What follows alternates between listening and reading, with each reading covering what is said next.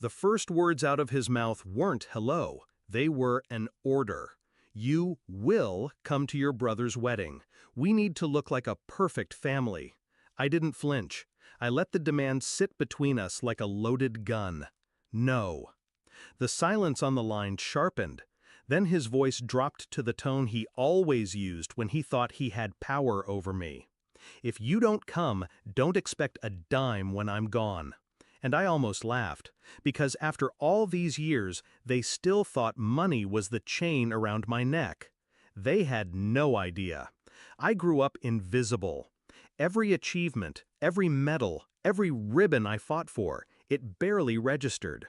That's nice, my mother would say without looking up from her wine glass. But when my brother scored a single point in a junior league game, they threw a party.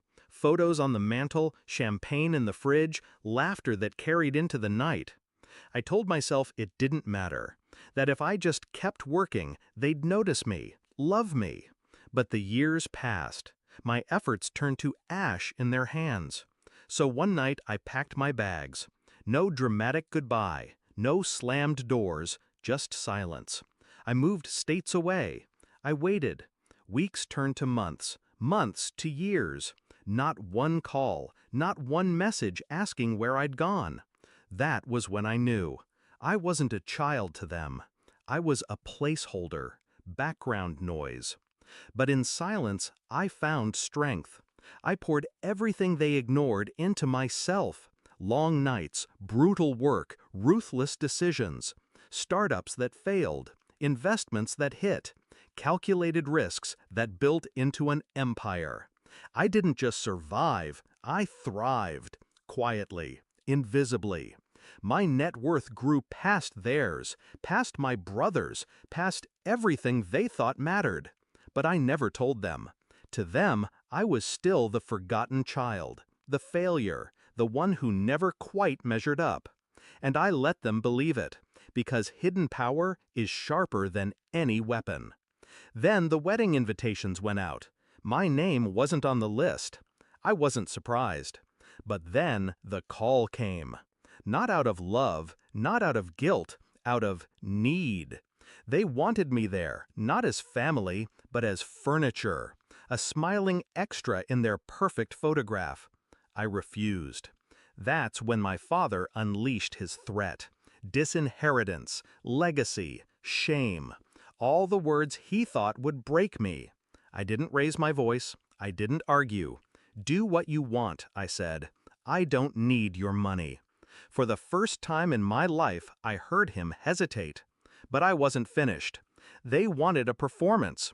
I'd give them one. On my stage, on my terms. A week before the wedding, I mailed a single package to my brother. Inside, a check. Not small, not symbolic. Big enough to buy their entire venue outright. Signed in my name. No note, no explanation. Just numbers. I knew exactly what would happen. My brother would open it. He'd show it to them.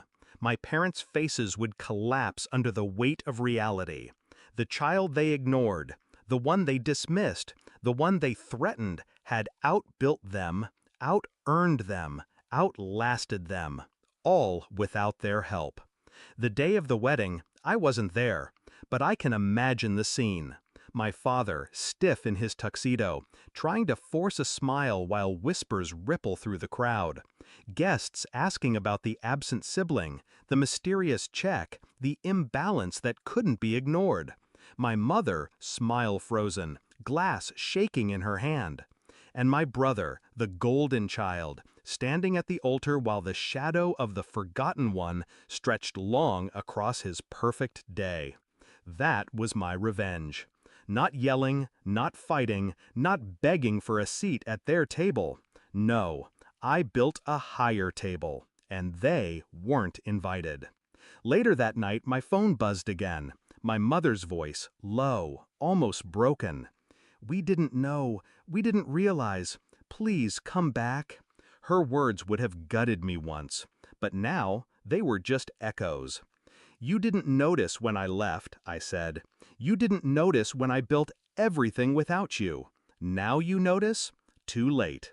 and I hung up. Revenge doesn't always come in fire and fury. Sometimes it's colder, cleaner. It's the silence when they expect a scream, the absence when they expect obedience, the success they never believed you were capable of. My father thought he could cut me off, but the truth is, I had already cut them out.